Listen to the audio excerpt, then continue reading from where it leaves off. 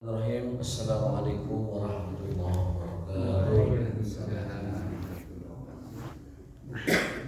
Innal hamdalillah nahmaduhu wa nasta'inuhu wa nastaghfiruh wa na'udzu billahi min shururi anfusina wa min sayyiati a'malina. May yahdihillahu fala mudilla lahu wa may yudlil fala hadiya lahu.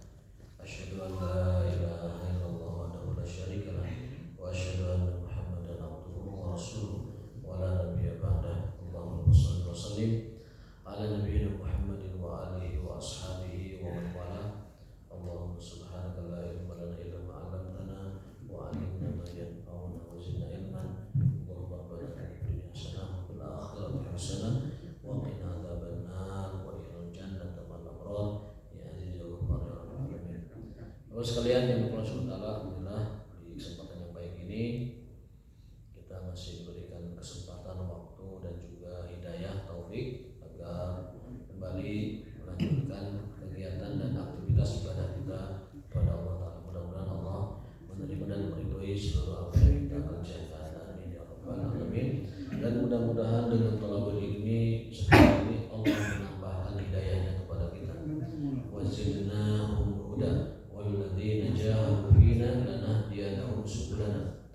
Orang yang bersungguh-sungguh mengerjakan sesuatu, mencari ilmu diantaranya, maka Allah akan tunjukkan jalan-jalan hidayahnya. Semakin kita mencari ilmu, semakin Allah tambahkan hidayah kepada kita.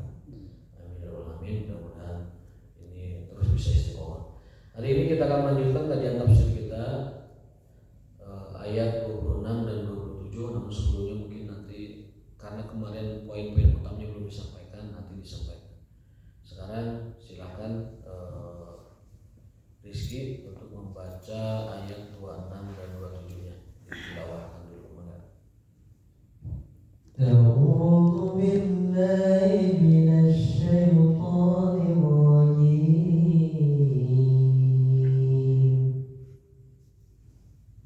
Bismillahirrahmanirrahim. Inna Allah la yastahi an yadriba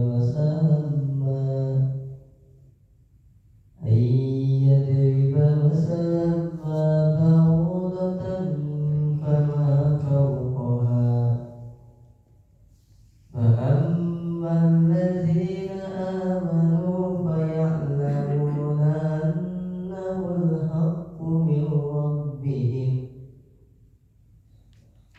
wa ammal ladzina kafaru fayaquluna madza arada Allahu bihadza masalan yudillu bihi katsiran wa yahdi bihi katsiran wa ma yudillu bihi illa al-fasiqin alladzina yanquduna ahda Allahi min ba'di mitsaqihi wa yaqta'una ma amara Allahu bihi an yusala wa yufsiduna fil ardh ulaika humul khasirun. Shadaqallahul azim. Sesungguhnya Allah tidak segan membuat perumpamaan seekor nyamuk atau yang lebih kecil dari itu. Adapun orang-orang yang beriman, mereka tahu bahwa itu kebenaran dari Tuhan. Tetapi mereka yang kafir berkata, apa maksud Allah dengan perumpamaan ini? Dengan perumpamaan itu banyak orang yang dibiarkannya sesat, dan dengan itu banyak pula orang yang diberinya petunjuk, tetapi tidak ada yang dia sesatkan dengan perumpamaan itu selain orang-orang yang fasik, yaitu orang-orang yang melanggar perjanjian Allah setelah perjanjian itu diteguhkan dan memutuskan apa yang ditetapkan Allah untuk disambungkan dan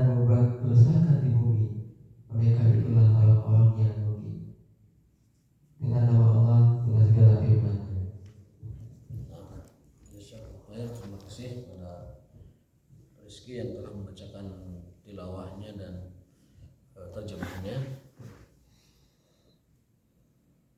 Sebelum masuk ke pembahasan ayat tersebut, saya akan membacakan dulu poin-poin yang ayat sebelumnya tentang bahwasanya Allah menyuruh atau memerintahkan Nabi Muhammad SAW untuk memberi kabar gembira kepada orang beriman dan beramal soleh dengan balasan surga. Surga yang mana di bawah surganya itu mengalir sungai-sungai, tajri min tahtihal anhar. Lalu selain sungai-sungai yang mengalir, di sana ada sungai arak, ada sungai susu, ada sungai madu, ada sungai air. Jadi beragam sungai di sana. Tinggal pilih mau minum yang mana. Mau arak mangga, mau susu mangga, mau madu mangga, mau air biasa juga ada. Kantun kahoyong badai air mineral atau badai susu mangga. Kemudian mereka akan diberikan rezeki seperti yang pernah mereka lihat di dunia. Jadi ada kesamaan mungkin bentuk ataupun rupa, tetapi hakikatnya berbeda. Jadi apa yang pernah mereka lihat di dunia, apa yang pernah mereka nikmati di dunia, itu nanti di surga akan menemukan rupa yang sama tetapi berbeda. Kullama ruziqu minha min samaratin rizqa qalu hadzal ladzi ruziqna min qabl. Ini pernah juga kita temukan di dunia ini. Tapi mukhtalifun fi ta'm, tapi rasa dan juga khasiatnya berbeda. Jadi rupanya sama tapi rasa berbeda. Anggur di dunia akan berbeda rasa dengan anggur di akhirat meskipun rupanya sama. Pisang di dunia meskipun rupanya sama tapi berbeda rasa di akhirat. Termasuk juga pasangan yang di dunia sama juga di akhirat nanti akan berbeda. Rasanya, perangainya, tingkah lakunya, sifatnya dan seluruhnya itu akan Allah perbaiki dan Allah idealkan sebagaimana yang kita inginkan, bahkan lebih dari itu. Ini tafsir dari qalu hadzal ladzi ruziqna min qablu. Kami dulu pernah melihat yang begini, tapi mukhtalifun fi ta'am, tapi sangat berbeda di dalam rasa dan kualitas.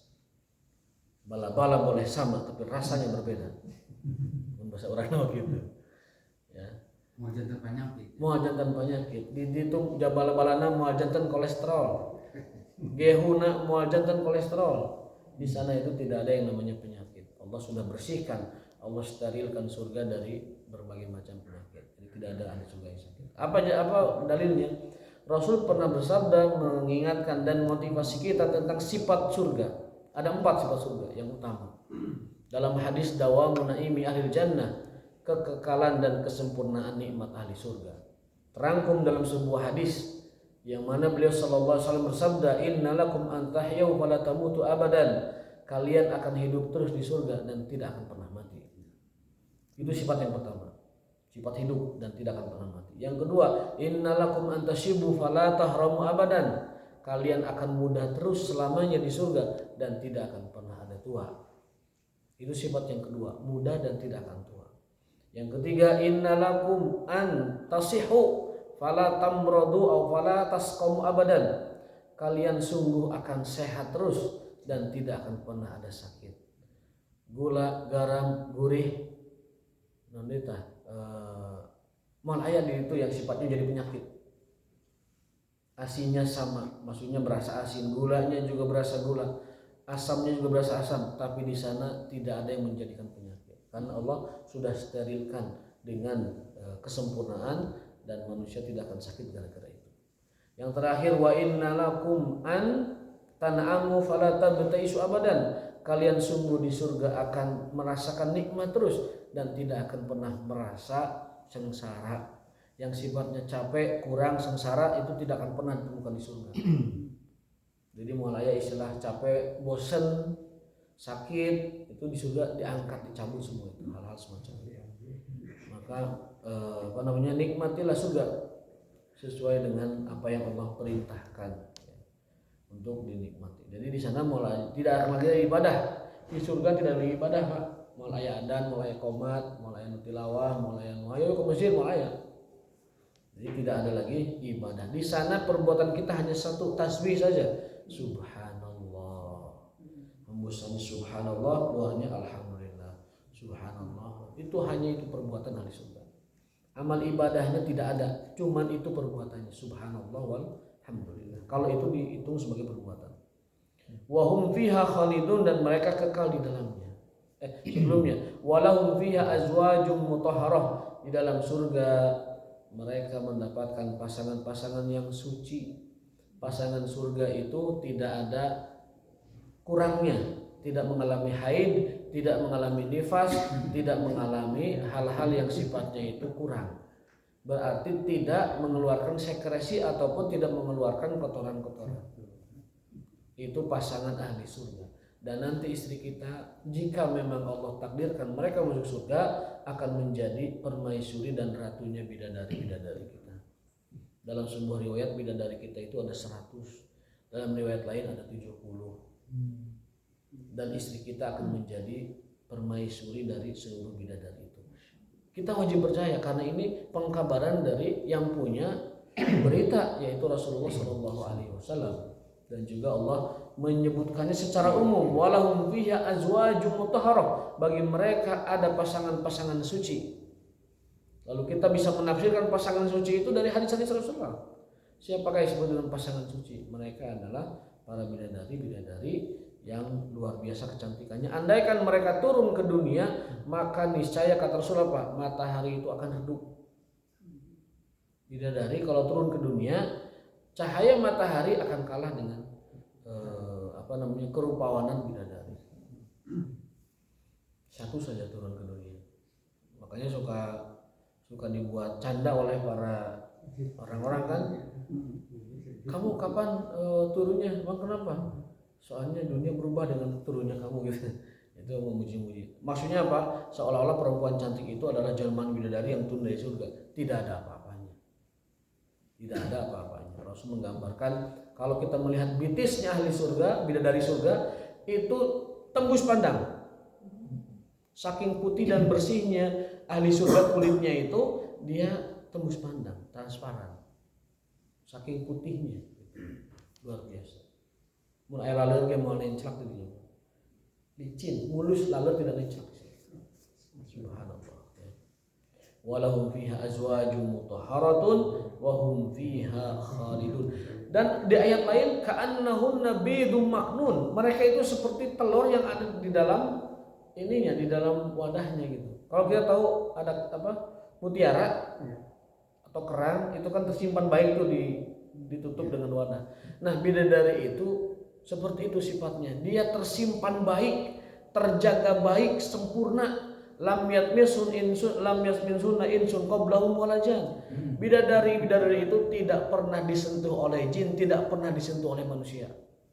Tak tersentuh jin, tak tersentuh manusia. Bagaimana sucinya itu bidadari. Lam yatmishunna, tidak pernah tersentuh insun manusia, wala jan, dan juga para jin. Tersimpan rapih di dalam bak mutiara, kemudian tidak pernah tersentuh oleh makhluk apapun, dan itu disediakan untuk kita ahli surga insyaallah. Insyaallah, amin ya rabbal alamin. Kalau perempuan dunia secantik-cantiknya mungkin pernah tersentuh, minimal oleh jin kesentuh. Kalau ada perempuan cantik di dunia, secantik-cantik apapun perempuan dunia, pasti oleh jimat pernah kesentuh, minimal katowel ku jin begitu. Si jin teh heureuy begitu. Tapi wanita-wanita surga tidak pernah disentuh, tidak pernah tersentuh oleh manusia maupun oleh jin. Wa hum fiha khalidun, dan di dalam surga itu mereka kekal di dalamnya. Ada 2 poin yang kemarin belum disampaikan. Yang pertama, fadlul iman wal amalus shalih idh bihi makanan naimul madhkur fil ayati li ashabihima. Keutamaan iman dan amal soleh. Jadi fasilitas yang tadi Allah terangkan, bahwa nanti di surga ada sungai yang mengalir, berbagai macam sungai, silahkan dipilih. Lalu di sana ada pasangan-pasangan yang cantik jelita, juga ada buah-buahan yang mirip bentuknya di dunia tapi beda rasanya. Juga di sana disediakan kekekalan yang abadi, yang tidak pernah putus. Untuk siapa itu? Fasilitas-fasilitas surga seperti itu adalah untuk alladzina amanu wa amilus sholihat, orang-orang yang beriman dan beramal soleh. Takwa artinya. Karena takwa itu adalah gabungan dan kombinasi antara iman dan amal soleh. Kalau orang baru beriman tidak beramal soleh belum bertakwa. Sebaliknya orang beramal soleh tapi tidak punya iman juga belum bertakwa. Takwa adalah gabungan dan kombinasi antara iman dan amal soleh. Itu definisi yang paling sederhana. Definisi yang panjang ada melakukan segala perintah dan meninggalkan segala larangan Allah Subhanahu wa taala. Tapi yang paling sederhana, takwa itu definisinya adalah gabungan antara iman dan amal soleh. Tawakal itu bersifat taslim kepada Allah. Taslim bersifat pasrah dan menerima terhadap terkait dengan ketentuan-ketentuan Allah SWT tanpa menghilangkan yang namanya ikhtiar. Jadi taslim war ridha bi qadaillah mal ikhtiar. Ridho dan menerima ketentuan Allah, tawakal, memasrahkan diri kepada Allah, taslim sembari memaksimalkan ikhtiar. Itu namanya tawakal kepada Allah Subhanahu wa taala. Makanya dalam hadis lau annakum tatawakkaluna 'ala Allah haqqa tawakkulihi la razaqakumullah kama razaqat tayr tagdu himasan wa taruhu bitanan tagdu himasan wa taruhu bitanan. Kata Nabi, andaikan kalian bertawakal kepada Allah sebaik-baik dan sebenar-benar tawakal, maka pasti Allah akan jaminkan rezeki kalian seperti halnya burung yang pergi pagi hari dalam keadaan lapar dan sore hari dalam keadaan kenyang. Andaikan kita tawakal betul-betul kepada Allah, Allah pasti akan kasih kita rezeki. Tapi ingat hadis itu seperti burung yang pergi pagi pulang petang. Nah, tawakal itu seperti itu. Tawakal itu harus ada perginya, harus ada pulangnya, artinya ikhtiar. Kalau tawakal cuma cinukul di masjid, menunggu orang kirim makan, menunggu orang kirim rezeki, itu bukan tawakal. Umar bin Khattab pernah nyepretan orang yang pagi-pagi jam 8 ayah di masjid, mau dicepret, indit mana? Kan itu ikhtiar, cari pekerjaan di sana, cari nafkah. Jangan di sini. Jam segini itu orang-orang lagi di pasar, orang-orang lagi berniaga sana. Fa inna samaa'a la tumtiru dhahaban wala fiddah. Karena langit tidak pernah menurunkan hujan emas, karena langit tidak pernah menurunkan hujan perak. Jam segini 8 salapan pergi cari nafkah ke sana. Itu zaman dulu nyari nafkahnya begitu. Zaman sekarang nyari nafkahnya udah berbeda.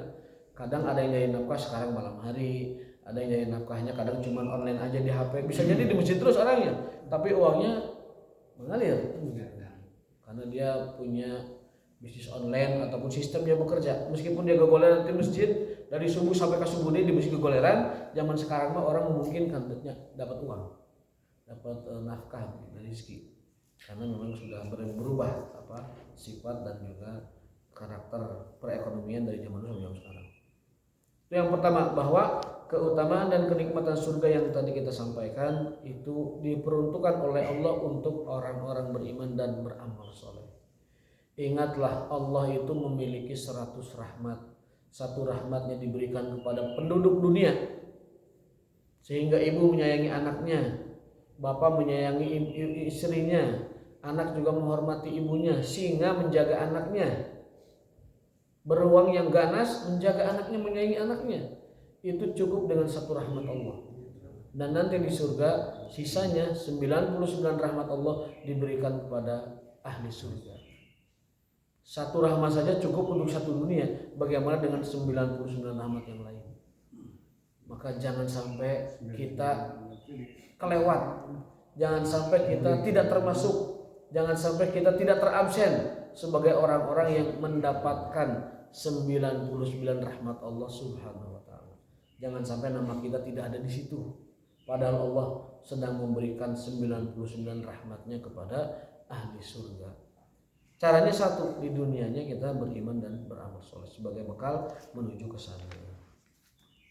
Yang kedua, poin yang kedua dari ayat yang tadi yang kemarin kita baca, taswiqul mu'minin ila daris salam. Bahasa orang nama, ngabibita orang beriman agar rindu dengan surga. Taswiqu, membuat kangen, membuat rindu, agar kangen, agar rindu. Allah ngabibita, tapi ngabibita dengan janji yang benar. Ngabibita dengan janji yang pasti terjadi. Innallaha la yukhliful mi'ad. Allah menjanjikan agar orang tertarik. Apa itu? Darussalam, surga nanti di akhirat. Wa ma fiha min na'imin muqim, dan apa yang terdapat di dalamnya. Naimun muqim, nikmat yang abadi. Liyazdadu raghbatan fiha. Tujuan Allah membibita orang beriman supaya menambah semangat. Ikhlas mah tetap ridha Allah, tapi agar lebih semangat dibebenjokeun, dibibita tak engke di surga kamu dapat ini. Salat mah tetap nantang ridha Allah. Soal apa kalau yang nawaitu yang tidak pun tidak apa-apa. Mantang ridha Allah, ikhlas untuk Allah. Tapi biar kita semangat, diberi motivasi. Nanti kamu kalau semangat iman dan amal solehnya, ada ini loh, bonus bagi kamu. Apa itu? Surga. Dan bonusnya bukan sembarangan. Surga-surga yang mewah, yang mengalir sungai-sungai, yang buah-buahan juga melimpah. Kemudian apapun yang kita inginkan akan datang. Walakum fiha ma tashtahil anfus wa taladul a'yun. Dalam ayat lain begitu. Surga itu nanti apapun yang diinginkan, disyahwati oleh jiwa kita ada di sana. Wa taladul a'yun, dan apapun yang indah dilihat mata ada di sana. Ayat ini dijelaskan oleh ayat-ayat lain. Di antara gambaran surga itu walakum fiha ma tashtahil anfus. Di surga segala apa yang disyahwati oleh nafsu kita ada di sana. Nafsu orang hayang naon aya di surga. Nyampak. Ma tashtahi anfus. Bukan itu saja, wa taladul a'yun, yang ingin mata ini melihatnya di sana itu ada. Jiwa kita ingin apa? Mata kita ingin melihat apa? Di surga itu ada. Walakum fiha ma tashtahil anfus wa taladul a'yun. Subhanallah. Mungkin banyak hal yang belum kita lihat di dunia, tapi nanti di surga kita ingin melihat apa, ingin mata ini indahnya seperti apa, di surga ada. Dan apa yang kita inginkan di dunia mungkin belum sampai, di surga nanti setiap apa yang disyahwati oleh jiwa, disyahwati oleh nafsu, di surga itu nanti ada. Walakum fiha ma tashtahil anfus wa taladul a'yun. Mudah-mudahan anu teu acan nyobian misalkan naon tak gitu diceritakeun ku batur angkewe di surga. Sana itu tersedia nyampak segala rupanya. Jangan kabibita dengan gemerlapnya dunia, tapi kabitalah dengan apa yang Allah sediakan untuk kita nanti di surga.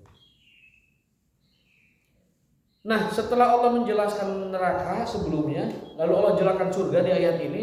Orang-orang munafik itu ngomong begini, Allahu a'la wa ajal an yadriba hadzal masal. Kan turun ayat yang tadi dibaca oleh Rizky. Orang munafik bilang gini, Allah itu maha tinggi, masa ngasih perumpamaan nyamuk katanya. Allah itu maha tinggi, maha besar. Sebelumnya Allah umpamakan surga, dijelaskan. Allah juga sebutkan neraka, dijelaskan di ayat sebelumnya. Nah sekarang kok menjelaskan tentang nyamuk? Apa berharganya seekor nyamuk sampai Allah menceritakan sebuah misal dengan nyamuk? Orang munafik yang ngomong gitu. Jadi kalau ada orang komentar buruk terkait Al-Quran, itu pasti munafik itu orang. Kalau ada orang komen buruk terkait Quran, itu dipastikan munafik. Di dalam hatinya ada nifak. Pasti itu. Orang munafik pun sama ngomong gini, Allahu a'la, Allahu ajal an yadriba hadzal masal. Maka Allah turunkan ayat innallaha la yastahi ay yadriba masalan ma ba'udah fama fawqaha. Sesungguhnya Allah tidak malu ay yadriba, untuk memberikan permisalan, masalan sebuah misal, ma ba'udatan seperti nyamuk, atau fama fawqaha, atau bahkan lebih kecil dari nyamuk. Ini ayat ini memberikan kita motivasi bahwa ambillah pelajaran bahkan dari hal-hal yang sepele. Ambillah pelajaran bahkan dari hal-hal yang ringan, yang sepele. Melihat nonton engan, tahu engan? Odeng, terang odeng. Kata Nabi apa? Al-muslimu kannahlah. Muslim itu bagaikan tawon. Kata Nabi, muslim bagaikan tawon. Al-muslim kannahlah. Apa tawon itu? Ta'kul khairan, dia makan dari makanan yang baik. Kemudian watashrab, dia minum yang baik, yaitu sari bunga. Kemudian mengeluarkan yang baik, yaitu madu dan tidak mengganggu atau merusak apa yang dia singgahi. Kata Nabi, muslim itu bagaikan lebah, hanya memakan yang baik, hanya mengeluarkan yang baik, dan kalau hinggap tidak merusak tempatnya. Makanya di dalam tulisan-tulisan orang bule itu suka ada muslim like a bee. Muslim itu seperti lebah. Ini luar biasa misalnya. Memakan hanya yang halal, memakan hanya yang baik, halalan thayyibah kan perintahnya gitu. Halal itu secara syar'i jelas hukumnya, thayyib itu secara gizi baik itunya kandungannya, itu namanya halalan thayyibah. Nah, tawon itu sebuah permisalan yang luar biasa dari Rasul SAW. Al muslim kan nahlah, muslim bagaikan tawon, hanya makan yang baik, yang halal ya. Wa yukhrij, dan hanya mengeluarkan yang baik dan juga halal, yaitu madu. Luar biasa ini permisalan ini. Makanannya baik, yang diasupnya juga baik, ngeluarkan yang baik. Mun bahasa orang mah dahareuna sae, podolna sae tetawon. Itu tawon. Makanya Nabi memerintahkan itu, perhatikan tawon. Muslim itu seperti lebah. Muslim seperti lebah, makannya baik, mengeluarkan juga yang baik.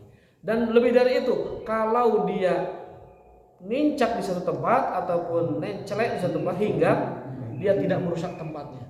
Ada madu yang diacak-acak ku tawon, ada bunga yang diobrak-abrik ku tawon, tidak ada.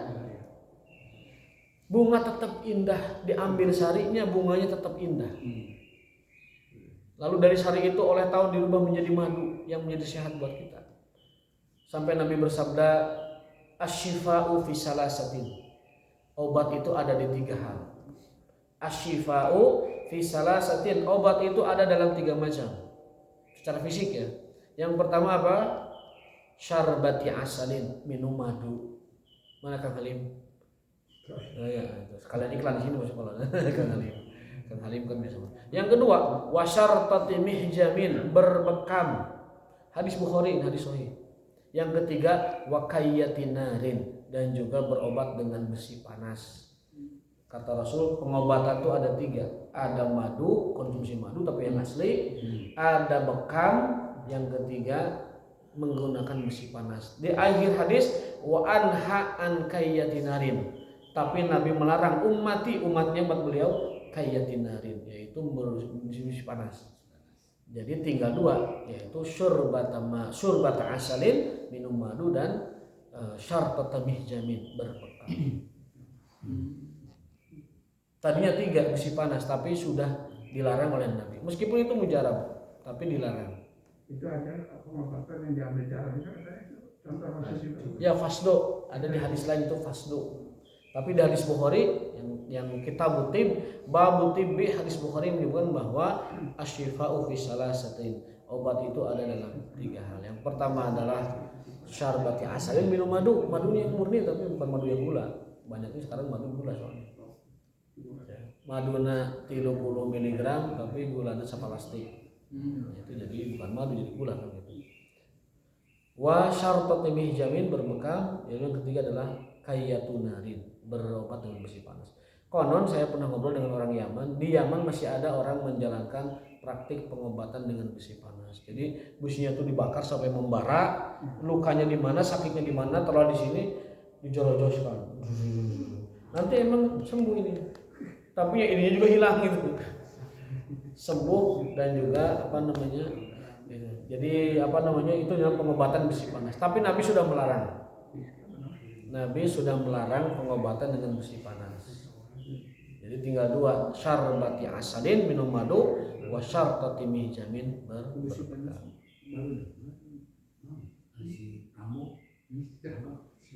Si Rambo ki pernah ki kantos ningali Rambo 2 waktu kena peluru. Kan Rambo kan meuleuh pesona. Terus itu gini. Jadi orang terakhir yang menggunakan kayatunarin itu si Rambo. Jadi itu pengobatan dengan besi panas. Dan si Rambo teh ngamakeun pengobatan eta berarti.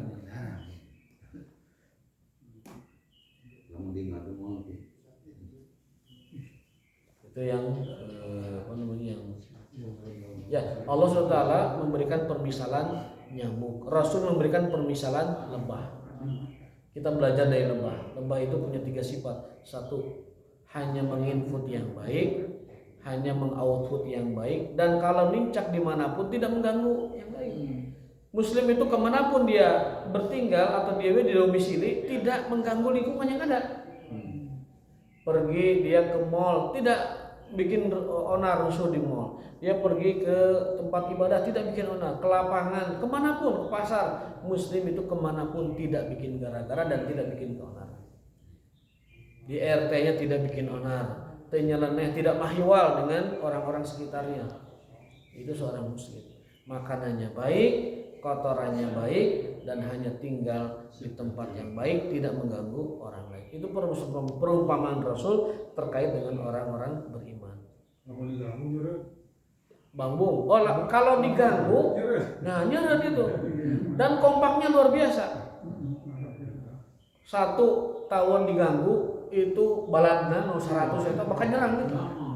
Siapapun akan lari kalau diserang tawon itu, termasuk para TNI juga ada itu. Di cuplikan film itu tawonnya pecah lari itu semua. Karena ya pasukannya banyak dan tidak tertangkap radar di tawon itu. Tapi kelemahan tawon apa?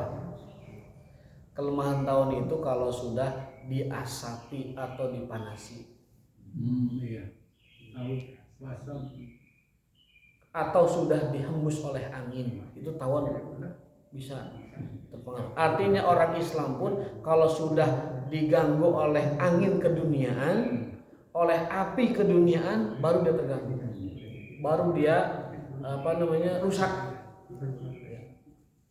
Kata para ulama, tawon itu hanya bisa ditaklukkan dengan api dan juga atau angin atau juga asap. Itu pun sama orang beriman juga, kalau dia sudah kena asap keduniaan yang namanya syubhat dan syahwat, atau angin keduniaan yang namanya jabatan dan kepopuleran, atau api keduniaan yang namanya hal-hal yang merusak dirinya, itu tawon baru binasa dengan itu. Tapi sifat asli tawon itu bermanfaat, makanannya baik, kotorannya baik, dan hinggap dimanapun dia memberikan kebaikan serta tidak merusak.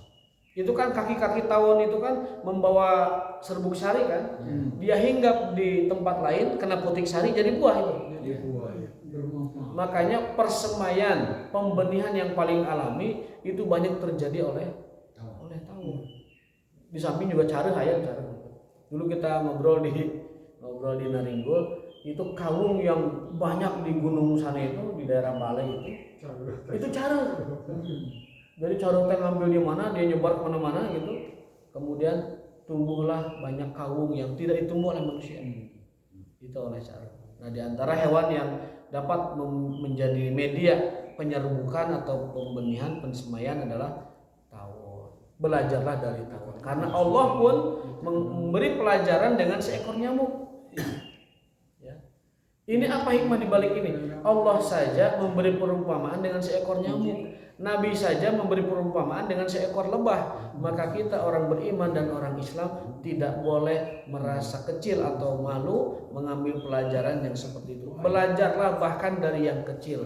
Kalau nyamuk bisa kasih pelajaran, belajar dari nyamuk. Itu diamalkan oleh orang Barat. Saya pernah lihat BBC yang sifatnya itu ilmu pengetahuan, itu konsep dan prinsip kerja dan desain helikopter itu ternyata dari seekor capung.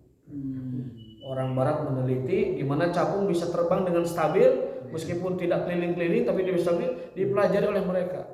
Kepak sayapnya berapa ribu kali dalam semenit, berapa buntutnya gimana geraknya kalau dia mau belok, diteliti semua termasuk kepalanya. Walhasil para ilmuwan mendapatkan teori dari papatong ataupun ini papatong capung ilmu bagaimana membuat helikopter. Pesawat juga sama, prinsip kerjanya teorinya dari aerodinamika dari burung dan seterusnya. Nah, kita ini masih lemah dalam hal menggali dan mengupas ayat-ayat Allah yang tersirat. Dulu terakhir tafsir An-Nazi'at memberikan kita ilmu bahwa ayat Allah itu ada dua, ada ayatun masturah wahyu, ada ayat yang tersurat berupa wahyu baik hadis ataupun ayat, ada ayat Allah yang tersirat bentuk yaitu dalail kauniyah, dalil-dalil semesta. Itu menjadi ayat-ayat. Nah, kita ini sekarang pada masa sekarang sedang lemah di bidang ayat-ayat Allah yang tersirat. Sementara Barat mereka mungkin lagi gilirannya memiliki prestasi dalam bidang ilmiah. Tapi dulu mereka pun belajarnya dari kita. Peletak matematika yang paling fenomenal itu dari ulama muslim, kimia, kedokteran dan lain sebagainya dari ulama-ulama Islam. Tapi sekarang sedang dipakai oleh orang Barat dan mereka maju dengan ilmu pengetahuan seperti itu. Itu pelajaran dari lafaz ayat yang pertama. Kalau Allah saja tidak malu memberi permisalan dengan nyamuk, Nabi Muhammad tidak malu memberi permisalan dengan lebah, maka kita pun jangan malu mengambil pelajaran bahkan dari hal yang sepele. Nyamuk yang berbaris rapi lalu saling bersapa. Nyamuk kan setiap ketemu bersapa kan. Nah, orang Ngabali yang ketemu dengan teman kita, nyamuk aja begini papasan, tungkul ini. Nyamuk kan gitu. Semut iya semut. Semut itu sekali ketemu pasti tek baru pergi, tek baru. Tidak pernah semut itu berjalan asal gitu aja, enggak. Itu mereka selalu bersama. Ternyata itu ada dalam hadisnya. Rasul bersabda, setiap muslim yang berjabat tangan, dosa-dosanya berguguran dari tangan itu. Kalau dia tasafaha, bermusafahah, sekali musafahah itu menggugurkan dosa antara dia dengan muslim tersebut. Si A dengan si B bersalaman, itu Allah gugurkan semua dosa yang ada di antara mereka. Makanya musafahah itu harus benar-benar musafahah. Itu namanya menggugurkan dosa-dosa. Kalau kita ingin plong dan bebas dari dosa sesama kita, orang-orang muslim, maka biasakan itu bermusafahah. Belajar dari semut yang mereka tidak akan pernah lewat kecuali bersapa dulu, bersalam dulu. Cuman saya nggak tahu semut itu musafahah atau enggak. Mungkin musafahah, tapi kita nggak tahu gimana tangan semut gini kan gitu. Itu kata Nabi SAW bahwa tidaklah dua muslim bertemu dan bersapa, berjabat tangan kecuali Allah gugurkan dosa-dosanya. Kan lumayan, salaman menggugurkan dosa itu lumayan. Ya kan? Lumayan. Jadi kita tiap hari bersih dari dosa tersebut. Bahkan Allah tidak malu andaikan memberi permisalan lebih kecil dari nyamuk sekalipun. Kalau tadi kita katakan belajarlah dari semut, belajarlah dari virus, belajar dari bakteri, belajarlah dari yang lebih kecil itu bahkan kalau ada. Karena Allah pun tidak malu memberi misal dengan nyamuk dan Rasul pun tidak malu memberi misal dengan lebah. Fa ammal ladzina amanu fayalamuna annahu al-haqqu mir rabbihim. Orang beriman akan nambah imannya, memperhatikan hal-hal seperti itu. Melihat nyamuk dipelajari, subhanallah, nambah imannya. Melihat bagaimana struktur manusia, eta usus yang pejit, yang ginjal teu pabaliot gitu eta, nambah imannya. Ikan punya insang, di laut itu airnya asin, tetapi sudah lewat insang masuk ke tubuhnya itu berubah menjadi nutrisi yang dibutuhkan. Lalu ada sirip yang bisa mengukur kedalaman laut. Oh iya, orang seberapa meter dari permukaan dasar laut, ikan punya itu alatnya. Sirip itu kan secara ilmu biologi itu mengetahui kedasaran laut, kedalaman, juga tekanan air, juga hal-hal yang menjadi potensi bahaya buat dia. Itu ikan tahu. Dengan sirip. Insangnya bisa merubah air asin menjadi air yang dibutuhkan di tubuhnya. Juga dia bisa mengproses udara yang diambil sebentar ke atas lalu ke bawah diproses menjadi udara oksigen yang dibutuhkan di tubuhnya. Luar biasa. Kita mesti memperhatikan hal-hal semacam itu. Orang beriman dengan melihat itu tambah imannya. Subhanallah. Mungkin para dokter sering melihat fisik manusia itu harus menambah iman. Jantung bisa begitu, mompat terus, ya. Nggak pernah berhenti. Kalau berhenti meninggal, ya. Mompat berhenti meninggal. Kayak baterainya ngecasnya kemudian ya. Terus luar biasa. Darah terus mengalir. Juga ada waktu istirahatnya, mungkin organ tubuh kita ketika tidur ada yang istirahat. Subhanallah, itu mesti menambah iman. Orang beriman faya'lamuna, mengetahui annahul haq itu kebenaran dari Tuhannya dan menambah keimanan. Wa amal ladina kafaru, adapun orang yang kafir yang ingkar, fayaquluna madza aradallahu bihadzal masalah. Nah naonan Gusti Allah mere misal seperti ini. Buat apa? Nyamuk teh jangan naon nyamuk teh. Buat apa sih nyamuk? Sampai disebutkan di Al-Qur'an, orang munafik bilang gitu, orang kafir bilang gitu. Yudillu bihi katsiran. Allah banyak menyesatkan orang-orang gara-gara ini. Gara-gara nyamuk Allah banyak sesatkan orang, dan gara-gara nyamuk Allah banyak beri hidayah orang. Ilmuwan ketika melihat tubuh manusia banyak yang tersesat dan mengatakan itu proses alami biasa, evolusi dan sebagainya. Tapi banyak juga ilmuwan dengan melihat tubuh manusia menjadi beriman dan masuk Islam. Meneliti bangkong, tahu bangkong? Katak, meneliti virus, bakteri, diteliti. Ilmuwan itu ada yang jadi ateis dan mengatakan semua keteraturan semesta itu ada dengan sendirinya. Tambah kafir dia.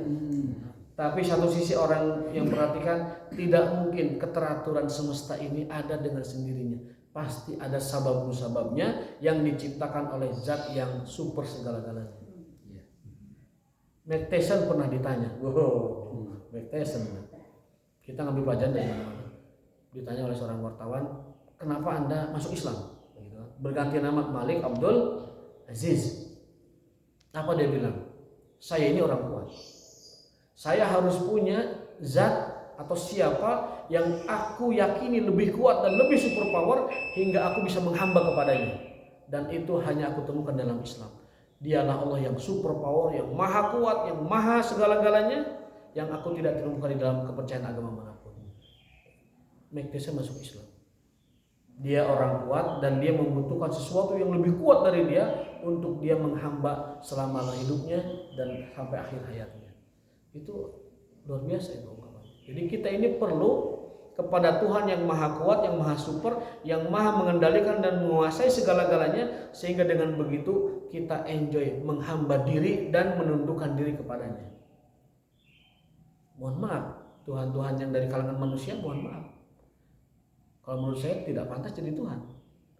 Yang sifatnya manusiawi, yang sifatnya itu bukan Tuhan tadi yang super segala-galanya, dijadikan Tuhan sembahan manusia. Nah, orang-orang beriman akan menjadi tambah iman, orang kafir menjadi tambah kafir, dan Allah banyak menyesatkan dengan nyamuk itu, perumpamaan itu orang-orang, dan juga Allah banyak memberi hidayah orang-orang dengan perumpamaan yang kecil itu. Ilmuwan ada yang tambah ateis, ada yang tambah iman, ada yang baru kemudian masuk Islam dan iman, ada yang menjadi kafir malah setelah itu. Itu hidayah kesananya. Wa may yudillu bihi ilal fasikin. Adapun yang tersesat dalam masalah ini hanyalah orang-orang yang fasik. Siapa orang fasik? Alladzina yanquduna ahdallah, yang mereka ini menggugurkan atau memutuskan perjanjian dengan Allah. Kita dulu punya janji dengan Allah. Semua kita punya janji dengan Allah. Apa janji kita? Alastu birabbikum qalu bala syahidna. Kita pernah berjanji depan Allah bahwa Allah itu dialah Tuhan kita. Itu janji kita di rahim. Tetapi kita rusak. Misak mimba di misak kita rusak. Wa yaqta'una ma amara bi ayyusala, dan bahkan kita memutuskan apa yang disuruh oleh Allah untuk menyambungkan silaturahim dengan manusia, ya. Wa yufsiduna fil ardi, dan kita berbuat kerusakan. Ulaika humul khasirun, dialah orang-orang yang merugi. Kesimpulannya, kerusakan yang dimaksud di ayat ini, kita merusak bumi, kita merusak semesta. Kalau versi ayat ini bukan dengan merusak alamnya saja, itu mungkin salah satu tafsir. Tapi yang dimaksud dengan berbuat kerusakan di muka bumi adalah berbuat kemusyrikan dan kemaksiatan. Zaharul fasadu fil barri wal bahri, telah nampak kerusakan perbuatan manusia dan perbuatan kita ini di laut dan di darat. Laut rusak, alam rusak, daratan rusak. Mungkin secara orang geografi karena orang merusak itunya, strukturnya. Tapi berdasarkan versi Quran, yang dimaksud merusak bumi, merusak daratan lautan adalah perbuatan syirik dan perbuatan maksiat. Yang merusak bumi, yang merusak daratan lautan adalah perbuatan syirik dan maksiat. Maka bencana sumbernya adalah kemusyrikan dan kemaksiatan berdasarkan Al-Quran. Wallahu ta'ala bishawab wa taufiq. Mohon maaf ada sedikit panjang, ngegas sedikit nggak apa-apa ya. Kita lanjutkan lagi pertemuan berikutnya. Wal a'fu minkum. Subhanakallahumma wa bihamdika asyhadu an la ilaha illa anta astaghfiruka wa atubu ilaik. Assalamualaikum warahmatullahi wabarakatuh.